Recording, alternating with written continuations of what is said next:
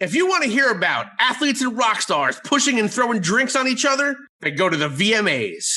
If you want to hear about real fights, go to www.NTTFGPOD.com and subscribe. I'm Rock. And I'm Archie. Well, our opinions, they might not matter to some, but... What are you doing in there? It's a podcast. Immature, crass, trashy. And those are their good qualities. These poor schmucks are a couple of IQ points away from eating paste. But when it comes to music, sports, and comedy, well, that's all they know. You're listening to Not These Two Fucking Guys. Not These Two Fucking Guys podcast.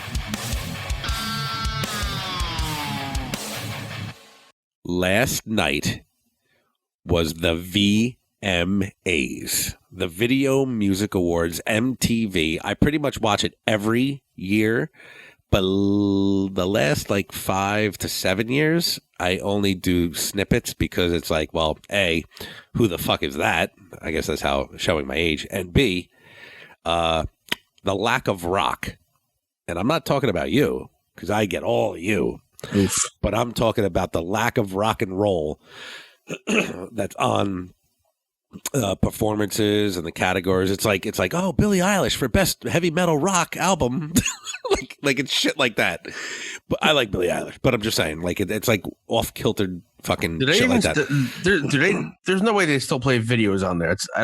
No, you got to go to MTV2 to watch a video. You got to go to fucking YouTube to watch their videos. So that's actually a good point. So a funny thing happened in the pre-show. I heard about this on the red carpet. It's like they're taking our podcast and meshing it into one. You got music and sports. You got rock and rap, and you got MMA. It looks like Conor McGregor and Machine Gun Kelly almost had a little fucking standoff, pal. Now, it was a big group around them. Nobody really got hit, but did you see Conor threw his drink at him? Did he? I didn't see that one. And let me ask you a question. What in the fuck was on Machine Gun Kelly's face? His face was bedazzled. I think he had a fox on his face. Jeez, but I don't get it. All right. The story was. Oh no, yeah, go. The story was that supposedly Conor went up to him, something about said hello, wanted a picture, and then the two his people kind of pushed Conor, but I don't see Conor going up to and asking somebody if he have a picture with them. Yeah, you know what I mean. All right, we're not gonna know. The people in that group are gonna know. Maybe everybody watching what's going on is gonna know. But here's my question. All of a sudden, you somehow, in the matter of seconds, either A, piss off Conor McGregor, or B, he just wants to eat your lunch for some reason. Machine Gun Kelly. He's 6'6". He's a tall dude. He's 6'4", 6'6". He's 6'3". All right. What's his blood type? So he would get fucking demolished. All right. So here's my question. When you are the bodyguard of MGK, are you going, fuck it, I'm 200 pounds heavier than this motherfucker? Or are you going, uh-oh, he had to pick that guy? What do you think as a bodyguard? Bodyguards, I mean, you're looking at fucking 6'4", 6'5", fucking 280. You're looking at linemen, these bodyguards are. Yeah, well, I mean, I think that some of these bodyguards have obviously training in some kind of combat, right? And I don't think they give a fuck it was Conor McGregor. Is that your that's your? Now listen, now there's a good chance the guy could have got hit with, 6 punches before he even realized that he got hit once. You know what I mean? Yeah. But I mean, if Conor McGregor probably walks around at a 165, 170 pounds. So if a guy's much bigger than him, I mean, size does play. If he can grab a hold of him and take him down and fucking get on top of him. And keep in mind, Conor's foot was almost detached 2 months ago. You know what I mean? So and he still wanted to dance. Yeah. What's he doing at the VMAs? I forget why he went there. I don't know. Yeah, want to hear Conor's quote? Yeah. Nothing happened with me. I only fight real fighters, people that actually fight. You know what I mean? I certainly don't fight little vanilla boy rappers. I don't even know the guy. I don't know anything about him except that he's with Megan Fox. You see what she was wearing? Who the fuck is that guy? You see what she was wearing? Or the last? See what she was wearing? You can see her fucking. Jesus. Do you think Brian Austin Green? You know, David from 90210? Like he wakes up in the morning, he's just like, fuck! Or he's just going, ugh, this is the mother of my kids. You know? Both. It was both. Well, I tell you what, it would have been fun to see if it went a little farther than when the videos that you see online, though, you know? I don't know, just to see a little, like, I don't know.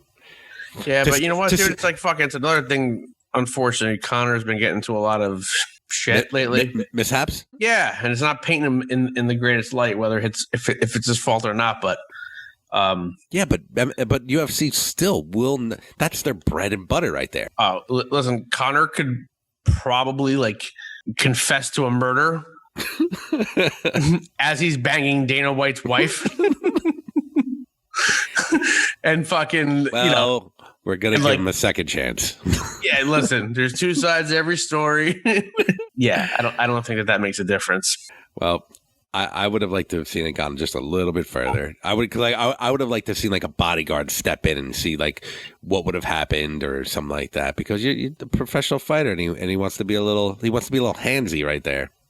I thought he said something about it fucking at Megan Fox. That's why, it went that way, but Well, that's why these guys, these famous people, especially like Machine Gun Kelly, has bodyguards in case someone does say something about Megan Fox. Now we always talk about this, right? We always talk about this. We're in a band, and now we have no one that guitar techs. We have no one that fucking sets up our equipment. We have nobody that takes care of us. There's no manager. We're shitheels. We do everything from marketing, booking, from marketing, speaking to singing. We do everything. Now, he does, I'm going to have to say, besides know his craft, which he's very good at, right? He does nothing. I'm going to say, he warms up maybe, whatever he does. But I'm saying, like, he's not fucking plugging in his pedals, right? We know that. Yeah. Okay. Now, us before a show. Getting the people there, getting the tickets, doing this, doing that. Oh, I had a fight with my girl. Oh, I had this, I had that. I had whatever the case may be. Mm-hmm. And for that half hour, you got to have your fucking game, your head on straight, because you don't want to be a fucking miserable on stage. Like, Correct. You want to have a great time, right? Show the people, what they came to see and have a great time. An hour before you're going on stage, if some fucking MMA fighter wants to take your head off, does that put you in a different mindset? When you might be thinking a little differently. And he fucking closed the show. I didn't see this yet. I actually recorded it. I'm going to watch the whole thing. Well, what I want to watch. But do you think, like, he had a different, today is just a little off? Yeah, I don't know that. What would that do to you? Yeah, I don't know that that's going to. I don't think that's going to help your mindset in any way. It's going to be in the back of your mind. He's probably replaying the situation in his mind, or just get to that level. He didn't give a fuck. Whatever. He smoked a blunt. He forgot it even happened. Yeah. Yo, did you watch 58-year-old Evander Holyfield box Vitor Belfort? I saw Apollo's corner going, throw the towel! Throw the towel! Dude, I'm not even joking. So, first off, 58 years old, Holyfield is still fucking in tremendous shape. Tremendous shape, right? And I saw an open workout of him hitting pads before that. I'm like, ooh. But no, he's not. No. Like, he was slow, right? When was the last time he fought? I think 14 years ago, something like that. And now Vitor Belfort is 44. Now there's a huge, huge difference between being in your 50s, mid to late 50s or mid 40s. Yeah. It's a huge fucking difference. Yes. Yeah, and Holyfield, it was sad, dude, because it's like one of the greatest boxers of all time, somebody that we grew up watching, and you see like okay, so did he have to fight because he needed the money? Yeah. Is that what did it, or is it like? I mean, you could see that his form, like it was obviously one of the best ever, but it's just you don't have that, you can't move like you did. Yeah. You think you can, but your brain can't connect that to your the motor skills to your body like it used to. He looks like a chiseled god at 58 years old. Yeah. But he was just slow and he was just getting hit and got knocked down. He threw a punch and landed him in between the ropes. And then some people at the end were saying, the referee stopped too soon. I'm like, too soon? Do you want to see this guy get killed? Like, I don't know how. I guess there was no commission or it was an exhibition or what. How the fuck he got licensed? But listen, maybe if he's fighting, they wanted to set up with him and Tyson again. And yeah, I don't know. He still has like a leprechaun ear from Tyson, I guess, huh? Yeah. Look at that thing. You see? Can you see that? Fuck a big part of his ear off. Wow, that's some bite. That's some bite right there. We call it a leprechaun ear. You see that thing? Yeah, dude. It was sad, and the referee did a great job. It was a good stoppage, a very good stoppage. So you agree? Yeah, 100%. 100%. It wasn't gonna do anything.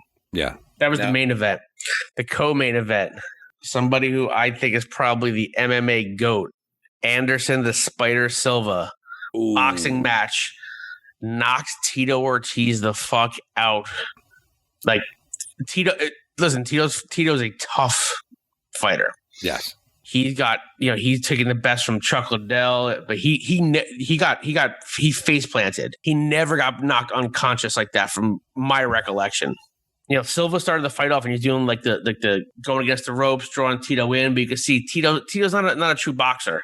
Anderson Silva is a true boxer. He beat Julio Cesar Chavez Jr. a couple months earlier. He beat like a legitimate boxer. How old is he? He's got to be in his 40s now. Anderson Silva is 46 years old. And he's boxing. Like he's like straight up boxing. He's like, shit. Nobody's going after my legs. Nobody's trying to choke me out. All I got to do is throw fists. Yeah, let's go. Dude, he baited him in, was doing rope-a-dope. Like they took a couple shots here, but I guess he was trying to.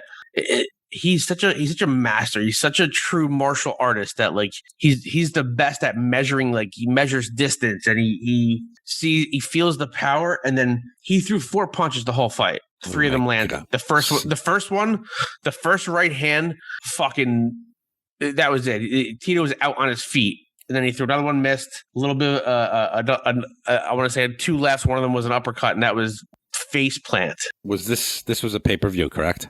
Yeah, this was that new. How much was this? That company Triller, the one that where Tyson and Roy Jones Jr. fought on. How much was it? $50. Not bad, right? $50, but like Evander Holyfield gets stopped in the first round. Anderson Silva KOs Tito in how many seconds? It wasn't long. 40 seconds. So it's almost like, maybe a minute and 40 seconds. I don't remember, but it was quick. Yeah. It was quick. Donald Trump was commentating. Fucking 50 Cent was there.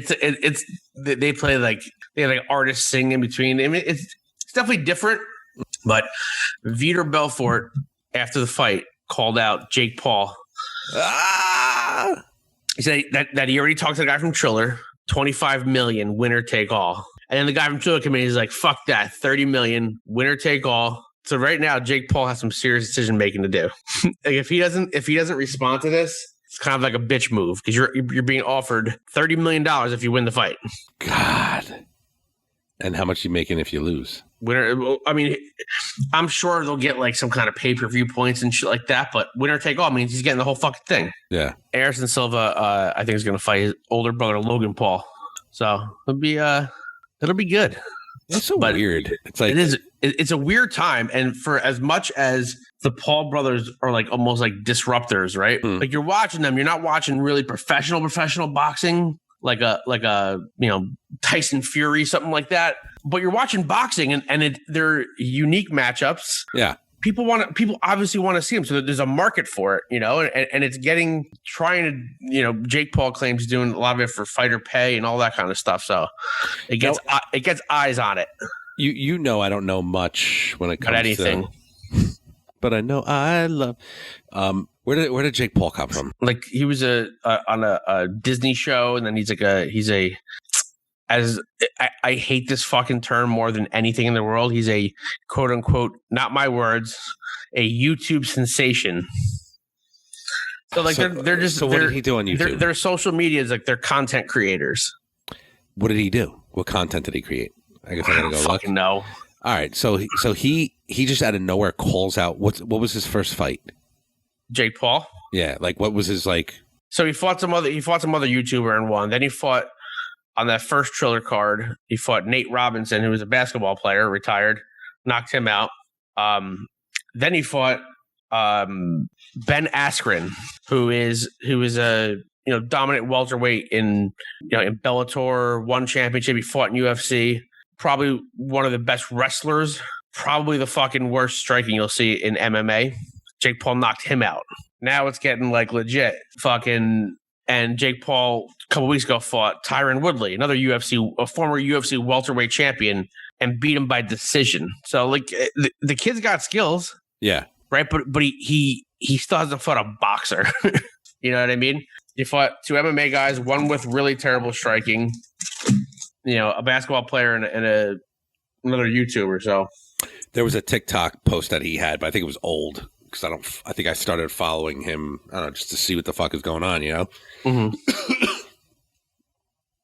He had a kill list. Yeah. Okay. And I saw that. Both Diaz brothers are on there. See, again, he only wants to do this in boxing. But yeah, he doesn't want to but he doesn't know MMA, right? Correct. Well, then why would he do that? That's man. a stupid decision on his part.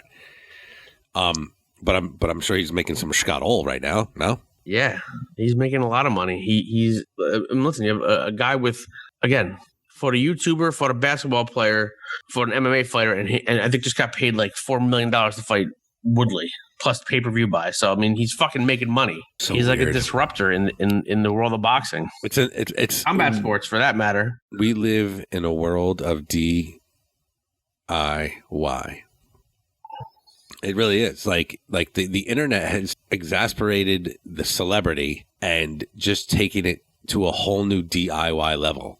Like you could take the internet, and just start a podcast and something could maybe, happen and it could be huge.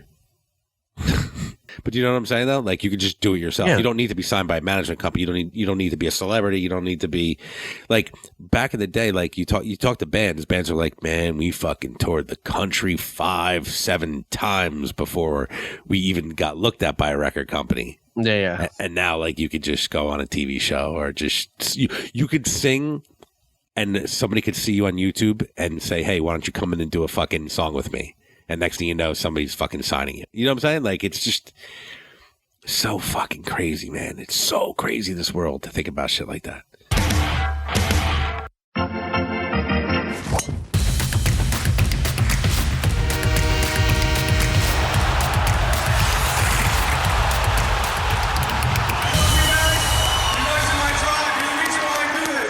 Arch, you ready to go tonight? We have one of the most exciting fighters in MMA today. Oh, let's do this. Come on. Charismatic. He's currently ranked number 2 in Bellator in the Bantamweight division. There we go. Mr. Welcome. And he's currently making me laugh. Welcome to Not These Two Fucking Guys podcast. Mr. Raufeon Super Stots. What's up? Hey, what's up, man? Glad to be here, man. What's up, bro? Yeah, what's up? Full of fire you are, brother. I love it. Let's go. It seems like you're always having a good time no matter what you're doing, and that's awesome. Yes, sir. Got to, man. Might as well. Might as well smile through it. Shit. Hell yeah. I want to jump right into your last fight, Bellator 264. Yeah. First off, I have to say a personal thank you because you put some good money in my pocket that night. Let's go. Hey, I love to hear that. I love I love it. You were, I think, my memory serves, you were like a 3-1 underdog in that fight. Yeah, I was pretty big. Yeah, I don't really bet that often, so I don't know how. I just know I was a heavy not favorite. So Yeah. I was super happy when people was telling me they was betting. Yeah, so I thank you for that personally. Yeah, but what a fight, right? So Magomedov, nobody, he's a dangerous fighter, and it seems like nobody really wants to fight him. No one's going out of their way to fight him. No. And your mindset is, I'll fight anybody. Yeah, I'm calling him out, bro. I'm calling anybody that can't get a fight. Like, I want them fights. I want any and everybody. I want, like, literally, I want to fight every single person in the Bantamweight division. So, that's where my head is at. I want to fight every single one of them, given an opportunity. I'm trying to find the best way for me to do that. I feel like for me, that's going to be the most lucrative. If I can get to fight everyone in the division, I get more eyes on me. I get, more confidence in myself, everything. So I want to fight literally everybody. I'm intrigued by this because Rocco and I, before you came on, were talking about shit like Jake Paul, right? Yeah. Like how it's like a DIY world. Like you could just do it yourself. Yeah. How do you go about it? Like, do you talk to your manager? Do you is he like, yo, tweet out? Like how, like say you want 3 dudes, like how you calling them out nowadays? For me, it's just been, any interview I have, I'm saying their names, I told my manager a while ago, like I pretty much gave him a list of the people that are in my weight class, and I was like, literally, I'll fight any one of them. Here's who I think is the best. You know what I mean? Yeah. So I listed them out. Everybody in the division who I think was better than who. And I sent that to him, and I was like, literally, I'll fight any one of them. This is who I think are the best. Put me, you know what I'm saying? Like, I want to fight toward the top of them. You know what I mean? You pretty much like you ranked them for him. Yeah, I ranked them for him. Yeah, before they were rankings. Yeah, like Raufeon Stots. We could have called you Stots, bro. Yeah, I definitely believe I'm number one. So I ranked them, and I'm like, yeah, this is who I want to fight. Like, and this was like early in my well, I guess I'm still early in my career, but when I first got to Bellator, that's when I did it, and I was like, hey man, gotcha. If you can get me to these fights, like these the ones I want, And then once I get into interviews, I'm trying to call them out. But you start to notice quickly, like people want to pretend that they don't hear their name called. So I call out a lot of names. Like I call out Patchy Mix names a lot. I called out James Gallagher name a lot. I called out Juan Archuleta. I called out Magomed. But Magomed was like the only person that was like, he was like, I said something about like, yeah, I'm gonna be Sergio bodyguard or something. I'm gonna be Sergio bodyguard for a little bit, let Sergio defend the belt. And then he was like, how you gonna be his bodyguard? You can't even protect yourself or whatever. And I was like, so you want some action?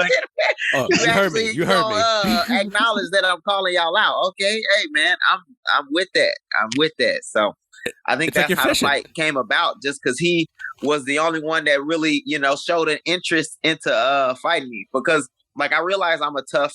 And that was one of the reasons why I didn't get to the UFC. Because the UFC, they put me on a short list, and then once I was on the short list, I was talking to Sean Shelby. Then they were telling me like, hey, you're gonna or you're next in line. But then the guys that would have short notice fight that I was supposed to step in, they would give them like 3 options to fight.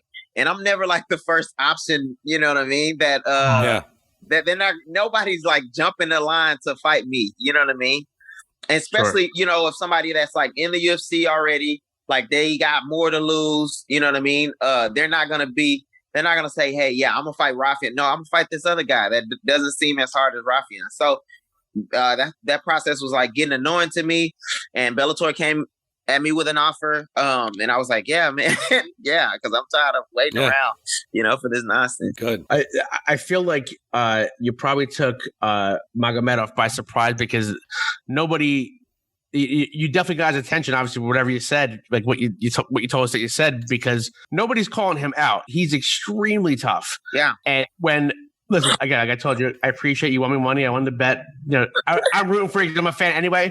But when you had that rear naked choke in the third round, I literally almost fell off my fucking couch because I was like, dog, in my head, I just knew that I was gonna get that choke. Like the crowd was like, I don't know if you can hear it on the TV or not, but they were like screaming, USA, USA. And I was like, no, this will be like, I felt like it was a movie. I felt like it was a movie. I was like, I have to get this.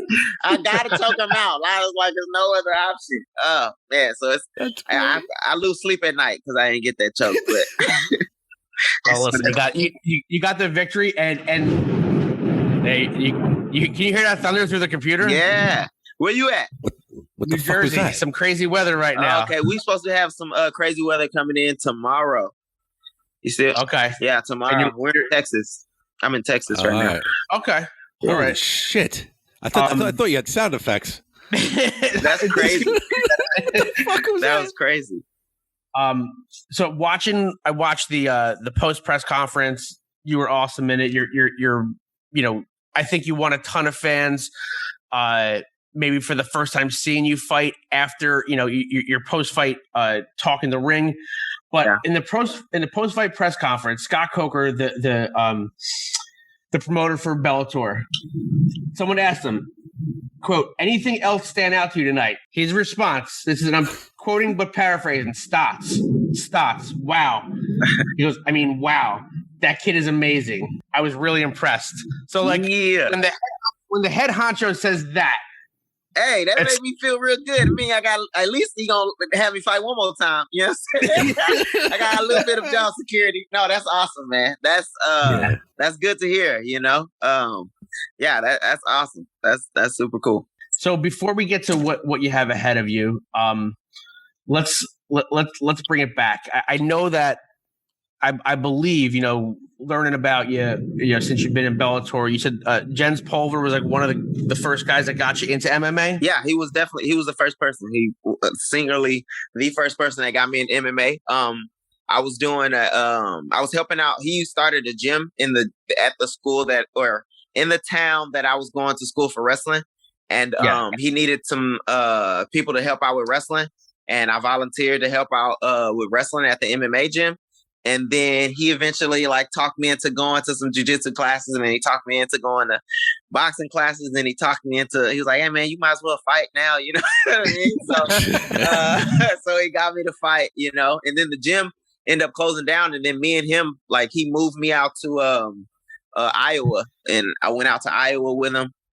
He's been at my first, I think 3 or 4 amateur fights. And then he was there throughout pretty much my whole amateur career, but then he was also commentating and doing Winter Warrior stuff.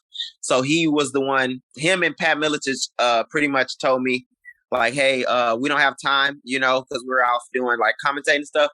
You should go to Rufus Sport. And they sent me off to Rufus Sport. And you went to Rufus Sport around 2015, 2017? Was that the time frame? Probably 15, 17. Yeah, because I've been fighting. I've been there around 7 years now, probably. 7 years. So probably 14. So, Jesus Christ. The Thunder's literally you scaring me. You gonna be all right, man? I think so. I don't know. Yeah. I think my windows are going to blow out. Blink twice if you're okay. So you train at Rufus Sport, one of the best gyms in the world.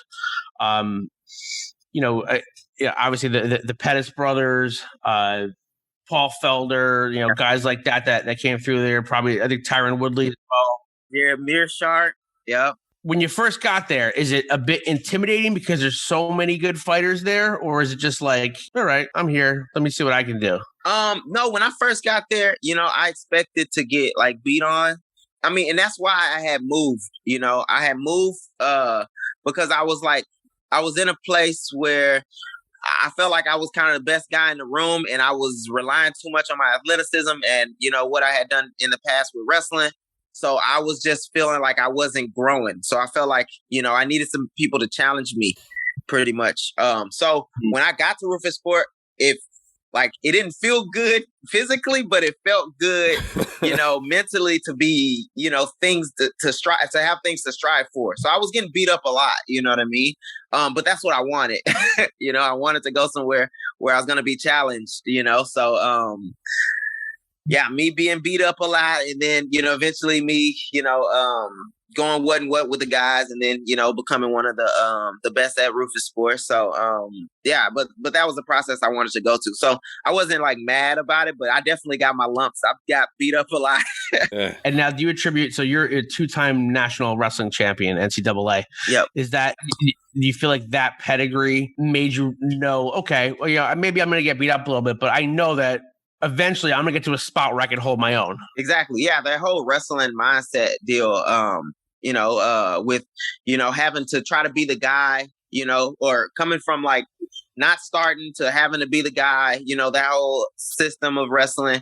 And also like being a teammate, but it also being like a solo sport. So you got to, constantly get better on your own. I think wrestling definitely prepared me for a career in mixed martial arts.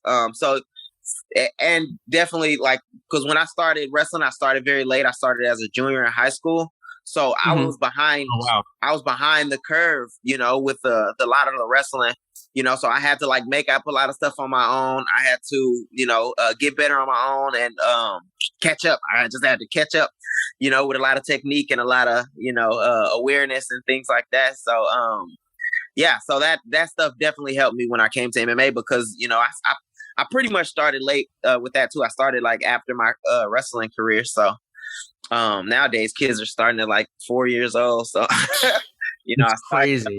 I started late, but because of wrestling, I was able to catch up. That's the thing. I didn't know that you didn't start wrestling until would you say junior year in high school? Yeah, my junior year in high school, I started wrestling. Yeah, that's insane. So obviously you're naturally gifted and natural athleticism to be able to catch up and get to that, right? Yeah. And the success you've had so far, 18-1, I believe you are in MMA.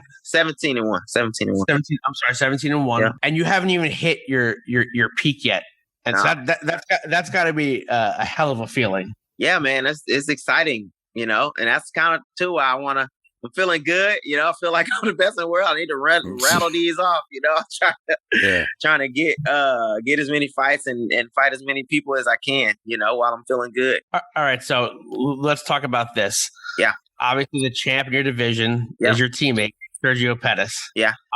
How is that going to work? Like to me, like that's like, I've seen it like, divide gyms. I've seen it like, some guys like, even in fights, like, maybe they're not as aggressive as they are because it's their buddy, or sometimes it's like I'm more aggressive now because I'm not losing to this, because you fought this guy in the gym, and so what he does. He kind of yeah. So how do you? What's your take on that? So I mean, for me, and I'm pretty sure it's the same. I don't know for sure for Sergio. I mean, Sergio is the most genuine person I know at Roufusport, and I feel like everybody would attest to that. So it's like, I can't hate Sergio no matter what happens. Even if he was to whip my ass, I'm not gonna hate Sergio. I feel like my wife is a bigger fan of Sergio than he is me. But no, he's like, we've talked about it, kind of before, but it was just in passing. I feel like we're probably not going to like switch our mindsets to having to fight each other until we like have to sign a contract against each other.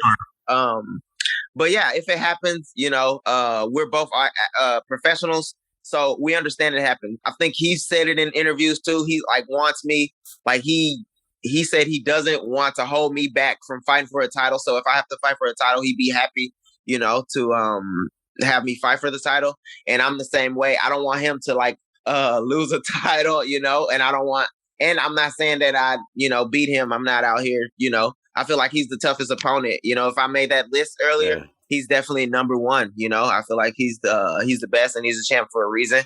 So yeah, you know, if it happens, it happens. I think both of us are like okay with it happening. But and I don't think it'll like divide us.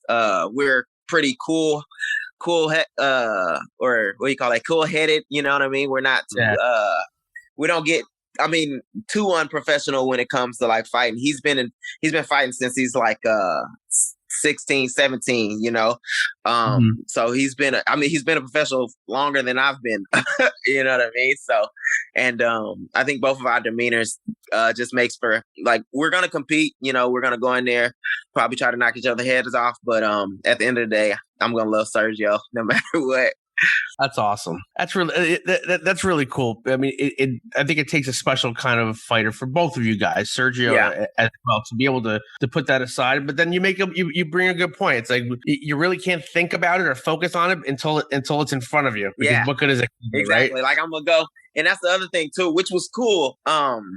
He was like even up in between up until this point.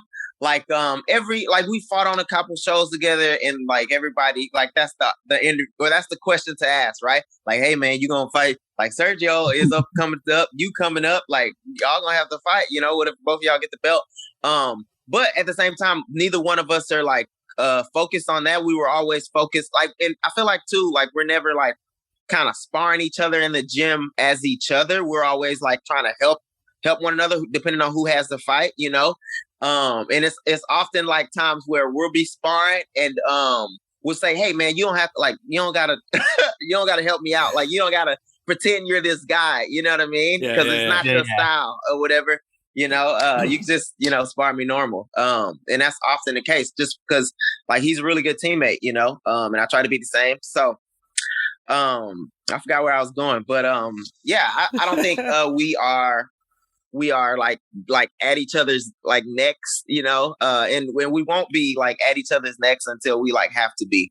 That's just, I feel like how we're looking at it. I haven't like talked to Sergio about that, but I feel like that's what's going on. Did they give you any indication that like, okay, not saying that they told you definitely it'll be Sergio or maybe it's Archuleta or one more fight before you fight for the title? Is there any indication on what's on the table? Yeah, I don't got no indication as of now. Coker said something about doing a tournament like next year. In like an interview. And then I haven't like as far as like talking to like Bellator or the matchmakers, I don't think we've done those talks yet, you know. So I don't know what's next for me. I was kind of taking it was like this month after the fight. I think it's been a month now. Because I had moved to Texas, so I was like taking time to kind of like hang out and you know, not kind of put my wife through so much while we're still getting adjusted, like moving to Texas and stuff. So we haven't really thought about what's next. I seen Horiguchi just signed to Bellator though, which I feel like shakes up some stuff, you know what I mean? And you know, creates some more options for a lot of people. So yeah, I don't have no idea.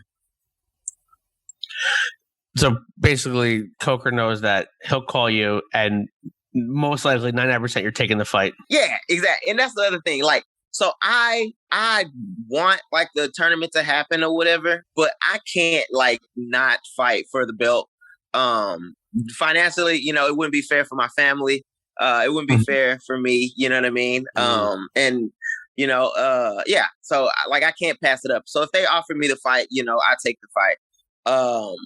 I want to fight the tournament because it gets me closer to fighting like everybody that I probably wouldn't get a chance to fight.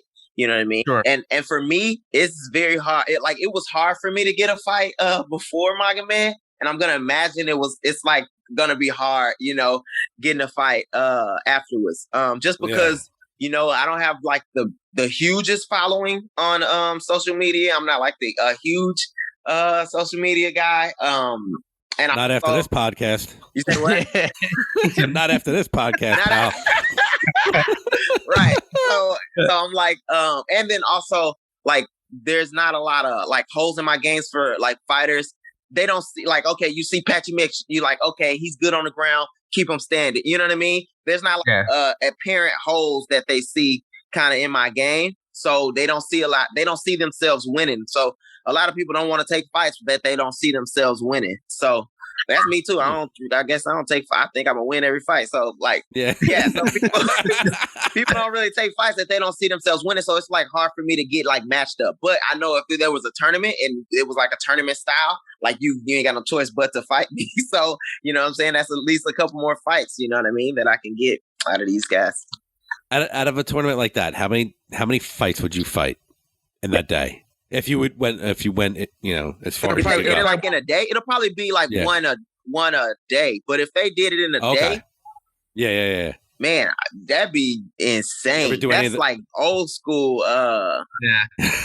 Yeah. I think the tournaments they do now, they do like so it's just like a normal fight schedule. So you fight like maybe every 3 months or so, every 2 to 3 months. And then the tournament just progresses, you know, on different cards. Yeah. But if they did it all at once, that'd be like what, 4 matches in a day? Man, that'd be crazy. We've had some previous guests that have, you know, like Hoyce. Oh, and, yeah, them boys. That, like they would talk about fucking 3 battles in a day. Yeah, they are. Yeah, that's insane, man. That's crazy. We had Babalu Sobral on, and he talked about that how he, you know, that was his greatest accomplishment. You know, he beat Shogun, Trevor Prangley, Jeremy Horn in like one day. One day. That is that's like the ultimate bragging right. Like I knocked it out. You know what I'm saying? I knocked off 3 people in one night. Yeah. Like like them like true life bar stories. Like that's crazy.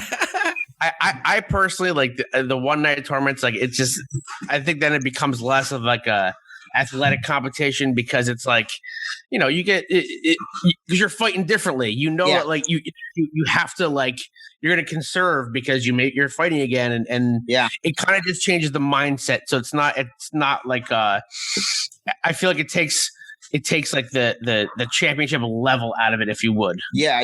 You're like what do you call it? Like more strategic, or you probably got to be more strategic because of because you got to prepare for what's, you know, you can't put all your chips in this one kind of fight. For gas tank and you know, even like injuries. I mean, that's what I think about. I think about injuries. Like every fight, you know, you got some type of injury. You know what I mean? And it's if you having like 3 a night. What's the average on your days of recovery? So I usually like in my fights, I don't normally get hurt that often. But I still like probably like a week, probably a week till I'm like, and even still like for my last fight, like I kicked a little bit, you know, and I was feeling, you know, my foot probably 2 weeks, you know what I mean? With just like nagging stuff, you know what I mean? Or like, you kick a check and your shin hurts for like 4 or 5 days, you know what I mean? So it's always like something bruising. Where you punch wrong and your knuckle you jam the finger or something, you know? Does any of the recent stuff like with like Chris Weidman breaking his leg and Conor McGregor, does that deter you at all from? I didn't think so. No, because I mean, I know, well, from what I was taught, you know, I was taught you don't kick checks, and you know how to control your kicks to not kick checks hard. Also, I understand the what you call the ideal behind shin conditioning, and you know that type of stuff. You know, you just can't go out and think you're gonna throw 1,000 kicks without, you know, kind of toughening up your body to do so. But I mean, who's to say they didn't do that, or they did do that stuff and didn't? But so I'm gonna just keep doing it until I guess I mess my leg up. So talk to me about, I saw on YouTube a couple months ago, Heart Means Everything, a documentary. Is that like happening? Is that in production? Yeah, it's in production right now. Yeah, I got a documentary coming out. So they're awesome. Which was crazy. They started like documenting stuff back when I like first became a professional. Probably when I was like 2 or 3-0 for like VFC, and they were just doing it kind of for the VFC show. The president, Ryan Stoddard, had said like, "Hey, Raufeon's got a good story if you want to follow somebody." You know what I mean? And it just so happens I turned out to be where I'm at today, and so they got like a bunch of footage from then. They've been pretty much following me my life, up until now, from like 3-0 to now 17-1. So they got a lot of footage and a lot of stuff. They're coming out here to Texas. They got all my family, and they've been to some fights and stuff, and got footage from that. They came to the last fight and got that foot, like the behind the scenes stuff. So yeah, it's a documentary. They gotta be like, holy shit, we picked the right guy. Yeah, that's what I was saying. The whole time it was happening, I was like, man, who or because I didn't know like what they were planning or what was going on. They didn't even tell me it was like, I don't even know if it was for a documentary at first. They were just like following and doing stuff, and I was like, yeah, what are y'all weird. Like? Who paying y'all to do this? Like, are y'all gonna get anything good? Like, what if I stand out and I suck? Like y'all gonna waste all this time on me? But yeah, it turns out, hopefully I can like win a title and everything come back full circle. It'd be cool story. How comfortable or uncomfortable was that? That's because like I'm sure there's times where you could be like a different mindset and just be like, I don't want to fucking ham it up right now. Like I want to I want to eat this orange and shut the fuck up. That's all I want to do right now. I'm pretty much the same. So I'm like, and I'm also like, as far as like routines and stuff during fights, the only routine I believe in is like no routine. Just because how my life has gone, I believe that everything is always, I'm always leaving room for errors, always. Yeah. Because I fuck up all the time, and my shit get fucked up all the time. So, like as far as like fight, so they were like, "Hey, if you don't want us to be here during stuff," and I'm like, "Bro, literally, I'm a do whatever I feel like doing at the time. If I don't feel like doing anything, I'm gonna just be sitting here. Normally I'm just sitting here before fights or stuff like that." So they was like really cool. It wasn't like they didn't really tell me to do anything out of the ordinary. Okay. And yeah, I'm also nothing is ordinary. And the reason I do that because once I was in wrestling, and I used to like before big matches, like when I got to college, for big matches, I thought that I needed to take 5-hour energy. So for big matches, I would go and I would take like a 5-hour energy shot, and I'd be like, yeah, now I'm unstoppable. You know what I mean? And so I would take that, and then I would think, I needed to take that. And then once I was wrestling at a national tournament, and I thought I needed to take that 5-hour energy, and I told my assistant coach, I was like, "Hey man, go to the store right now and go get me 5-hour energy." He was like, "No, I'm not going." I was like, "I need it." I was like, "That's been my secret." No, come on. Like, yeah, I need it or whatever. And he was like, "No, I'm not going," or whatever. And I lost that match, but that made me realize that like superstitions and all that stuff is, I feel like, made up in your head, and I don't want to be dependent on that type of stuff. I don't want to be that. I felt like a crackhead. I felt like I needed that to dictate the outcome of my success. And my mindset now is, no matter what happens, I'm gonna be successful. Yeah. You know what I mean? Nothing's gonna stop me from being successful. So yeah. That's the story about that. Any ETA on when that documentary may be done, like shooting and or released, or? I have no idea. I have no idea at all. I don't even know who pays these guys to do the stuff. I know it's, but I feel like they spend a lot of money flying out to my fights and coming out to my house and getting cameras and stuff. But what was I finna say? I know Herdat. What was the company? The company is Herdat. HURDAT. And the director is Dan Napoli. Got it. So yeah, I don't know when it's gonna be produced. I should ask, I guess. I haven't even asked. I'm just going with the flow. Did you watch any of the Triller boxing matches this weekend? Or this weekend? No, I didn't watch them this weekend. I didn't watch, but I seen the highlights and stuff, and I'll go back and watch them.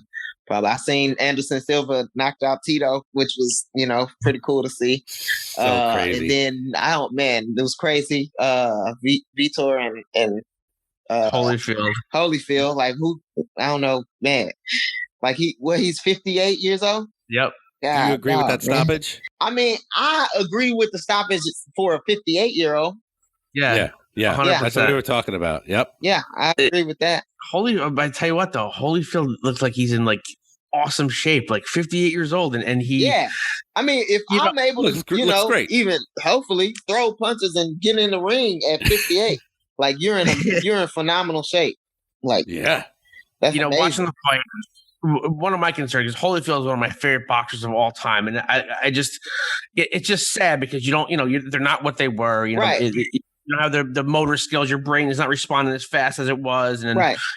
Watching them hit pads, I'm like, I really want to turn back the hands of time.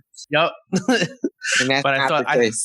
I thought the ref did a good job of making sure that he didn't get hurt because.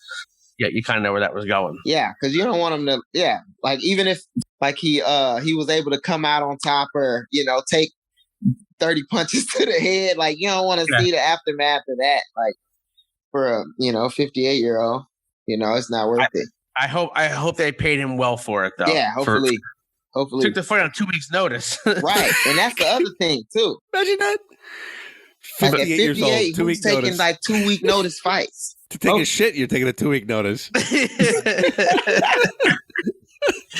yeah. Arch, what was the one you were telling me about before?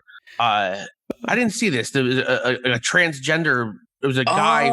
My homie Josh Smith just told me about this. Transgender man, woman. He was a man, and then he changed into a woman. Had a fight for combates, right? Or combate, yeah. Or exactly. combates.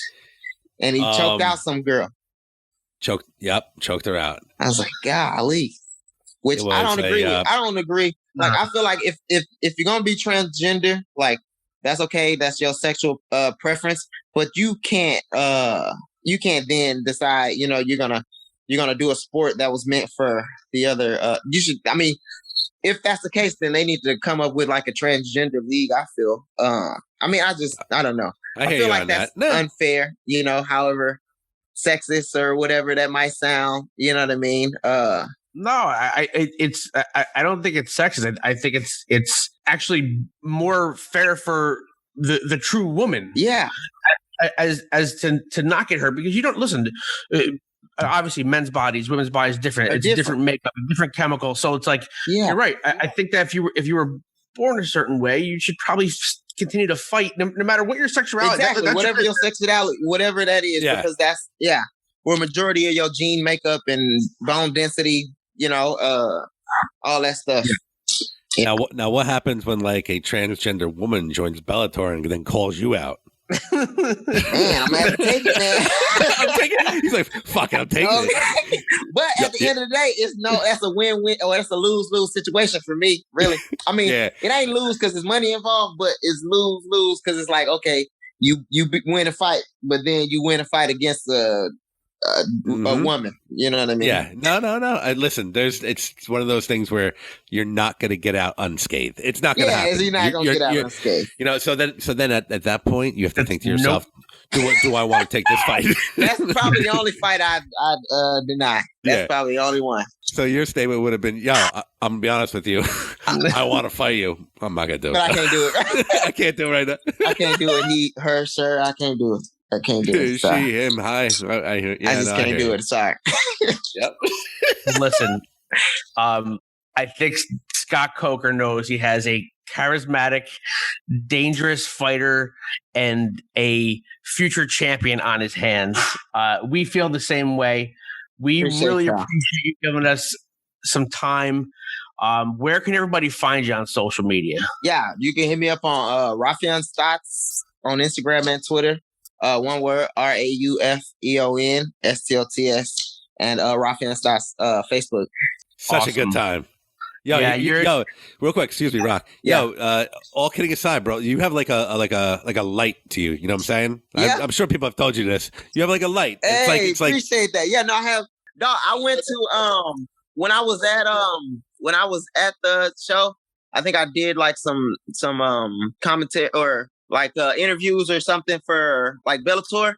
And it was a guy that was for the radio station. He was like, "Hey man, I just gotta give you a card because I think you should, start a podcast. Like you're very charismatic and like you should start doing something where people can hear you talk."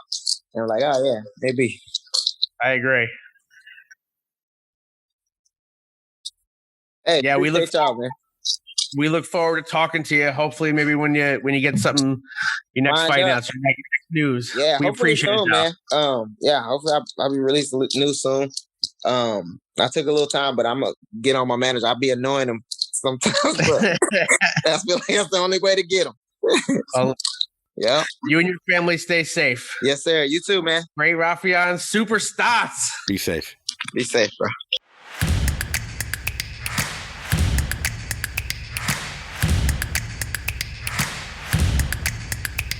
That was Raufeon Super Stots. So let me tell you something. If I was Scott Coker, the promoter, I'm like literally, he checks every box of he's tough as hell. He will fight anybody. He's charismatic. He's friendly. Like you said, he's not bad on the eyes. Yeah, like you said, there's a good looking dude. He's a good looking dude. There's a special, like you said, a light to him. He's no Cuomo. Continuously smiling. Yes, he does. He has like a light around him. Like he just looks like, it's like if I was at a bar, right? And like we were hanging out and friends, whatever, like I'd be like, yeah, I want to talk to this guy because he just looks like he's having fun, you know? It sounded so weird, didn't it? Yeah, and all our friends would try to make fun of you. It would come out the fucking wrong way, and it came out the wrong way. I apologize. Yeah, the dude's awesome, bro. You know what I'm saying? He's got a big personality, and he's fun to talk to, and he's gonna. I think he's gonna be big. I agree with you. I'm telling you, mark my words. He will be a champion in Bellator, and that'll be his first championship. Well, Rocco. Come to that time of the night, my friend. What do you have to say to the people? If you just heard us talking to Raufeon Super Stots, you're sick of seeing grown adults arguing on Facebook like little twats. When it comes to patience, you got ungats like Rodney Dangerfield's Dr. Vinny Boombots. Then you just listen to Not These Two Fucking Guys podcast. Yeah.